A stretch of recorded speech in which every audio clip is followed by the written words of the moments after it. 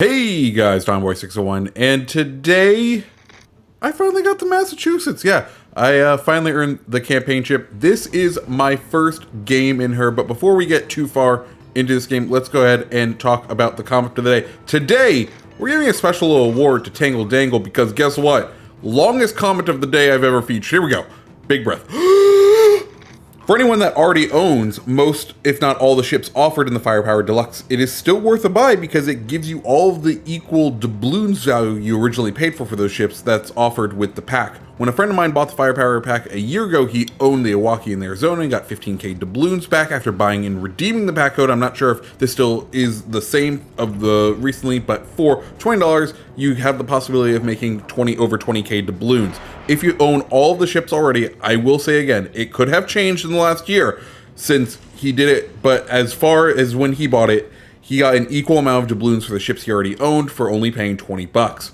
I would say this is only worth doing if you have the Arizona plus at least one other ship that's offered in the pack, because of the 15k, he got back 10k from the Arizona alone. This also isn't counting the 2.5k pack that the pack gives you to begin with, so he made around 18k doubloons with the reimbursement it gave him for owning the ships he had.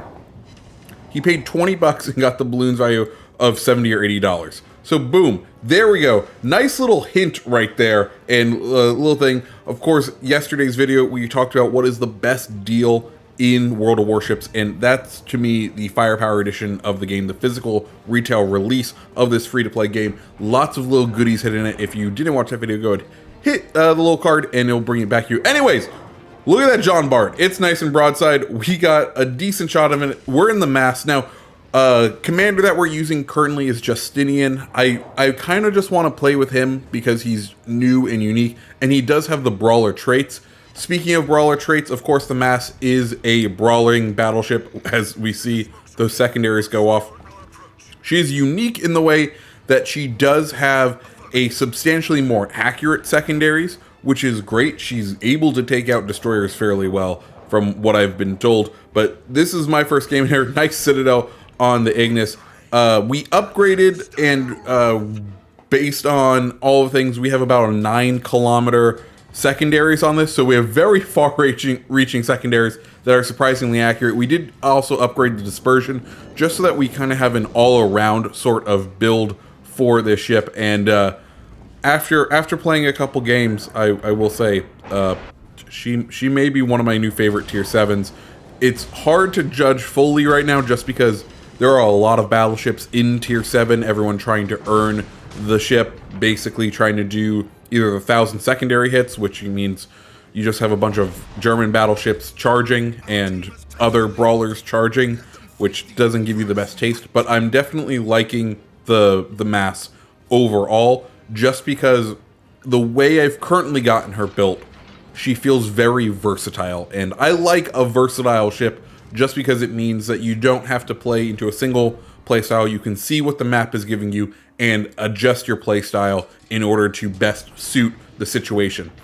As far as a full review goes, I'm thinking I'm going to do a full review on her coming out this next Monday. I generally do ship reviews on Mondays. That's been kind of when I've been dropping them. So expect a full review on the ship on Monday. Anyways, here we go. We have a Bismarck and another Mass behind this island, and we're going to go ahead and sneak around the other side because look at where our ships are. They're definitely aiming their guns on that way.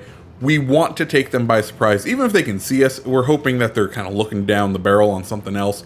And we might as well come this way and see if we can get any hits on this Belfast, since he is out in open water. He is nice and thin as far as armor goes. So we'll go ahead and attempt to take those shots. And right as we do, just a little too late on our side. But hey, you know what? We're spotted. That means there's probably going to be a destroyer, but actually now that I'm looking at the minimap, no destroyer threat, because if we look, we have one on the very top of the map and one down in A. So as far as destroyer threat goes, we don't need to worry about that. Now our only threat is this Bismarck and this Massachusetts, and we're just going to go ahead and try to pre-aim, swing out a little bit wide on this island. That way we have the time to turn in and become straight and be better angled for this engagement. One of the things I see a lot of people doing is trying to hug the islands as close as possible.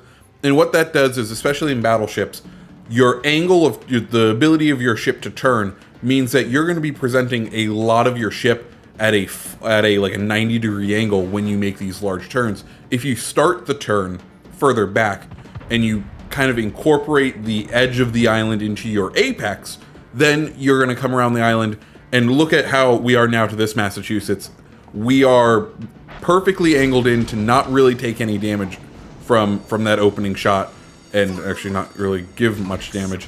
And then Bismarck pops out. But because we were able to angle, I think we took a substantially less amount of damage than we probably would have usually if we kind of hugged the island to come around.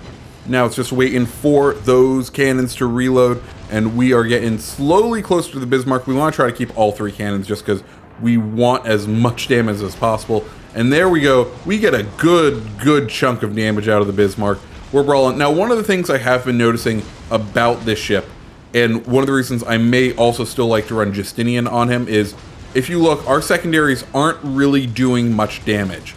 I think the caliber of the gun means that, we've gone too far. We're going to collide. Anyways, the caliber of the guns means you won't do much damage to battleships, but I think Justinian's ability to increase fire on secondaries / all guns when the reload part, I think there's a build there, and that's why I've been playing him. Anyways, we hit hard. First game, 130,000. I'm really liking the mass. I hope you guys get it soon. Let me know what you guys think about it down below. Like I said, review of it fully coming on Monday. If you like this video, go ahead, hit the like button, hit the subscribe button, and I hope you have a great rest of your day. See ya.